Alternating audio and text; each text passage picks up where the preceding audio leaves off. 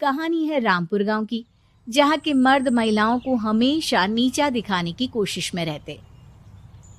अरे अभी तक खाना नहीं आया क्या? मुझे एक और शादी करने की जरूरत है। नहीं जी नहीं, ऐसा मत करना, वरना मैं कहाँ जाऊंगी। खाना लेकर मैं अभी आई जी। गांव की पंचायत में भी फैसले हमेशा औरतों के खिलाफ ही रहते। मैं जो फैसला सुनाता हूँ वो भगवान की आज्ञा होती है। इस लड़के ने अपने मन से शादी करके अच्छा नहीं किया। लड़के को घर भेज दो और इसकी शादी इसकी जाति की किसी लड़के से करवा दो, लेकिन ये लड़की, इसे तो गांव के बाहर निकाल दो। नहीं नहीं जमींदार साहब, ये क्या बोल रहे हैं? ऐसा नहीं हो सकता। मेरी बेटी मासूम है, इसे अच्छे बुरे की समझ नहीं है। अरे कहाँ जाएगी ये बेचारी? कहाँ जाएगी? इतनी चिंता है तो पूरे परिवार का गांव निकाला कर देते हैं। बेचारे पूरे बसे बसाए परिवार को गांव छोड़ना पड़ता है। चाहे जो हो, अगर बेटियों को कंट्रोल नहीं कर सकते तो गांव में रहने का कोई मतलब नहीं है। यहाँ औरतों को दब कर रहना होगा। कोई भी अपने हिसाब से कुछ नहीं कर सकता, सब ईश्वर की मर्जी से ही होगा।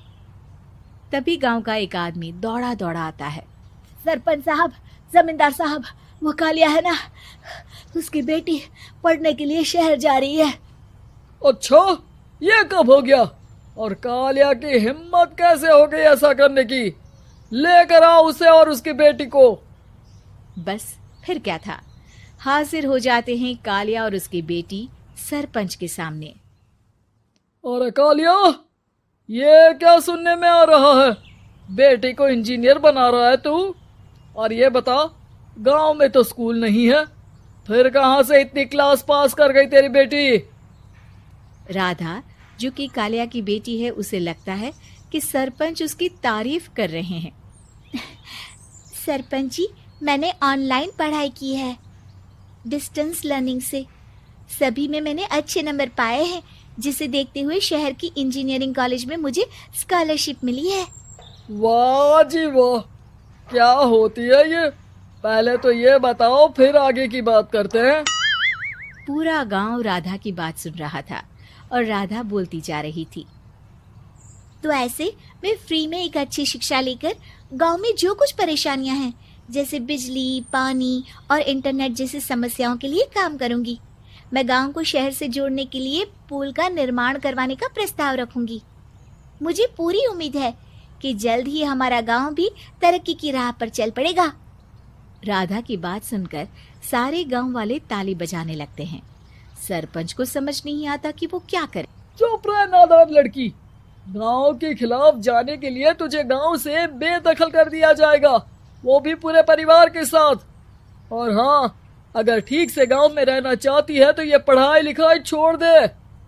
हम तेरे लिए गांव का कोई होनहार लड़का देखेंगे। तभी गांव का एक आदमी बोल पड़ता है।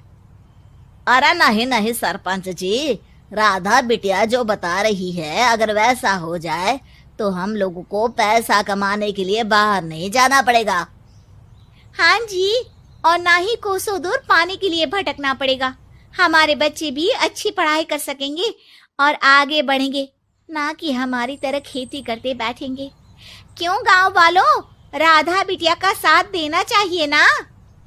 सरपंच देखता है कि गांव राधा के साथ है तो वो चुप हो जाता है। वो घर आकर अपने सलाहकार से बात करता है, जो बहुत ही चालाक किस्म का इंसान होता है। अरे सरपंच साहब, आपको बहुत ही होशियारी से काम लेना पड़ेगा। एक बार गांव तरक्की कर गया, यहाँ के बालक पढ़ लिए तो कोई ना पूछेगा आपको। और फिर ये जो बेटा और बेटी है ना आपके, इनको भी आम लोगों की तरह ही जीवन जीना होगा। हाँ, लेकिन करे तो क्या करे? वो ना आप मुझ पर छोड़ दीजिए, बस मैं जैसा बोलूं करते जाइए।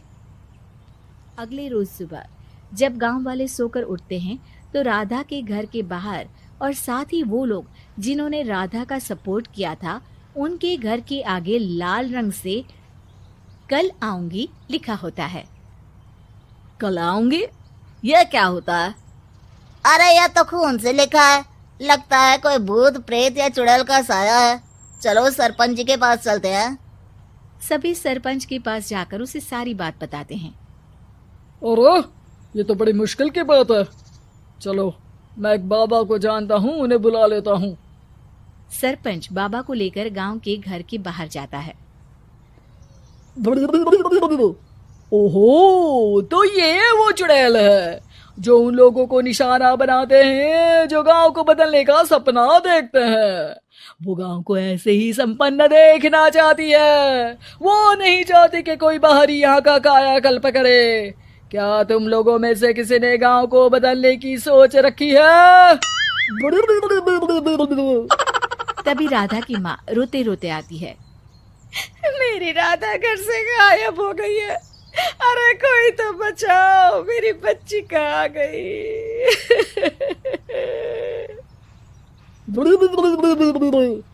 ले गई वो चुड़ैल, तेरी बच्ची को ले गई। अब वो उसे श्रापित करके छोड़ेगी, उस पर चुड़ैल का साया हो जाएगा।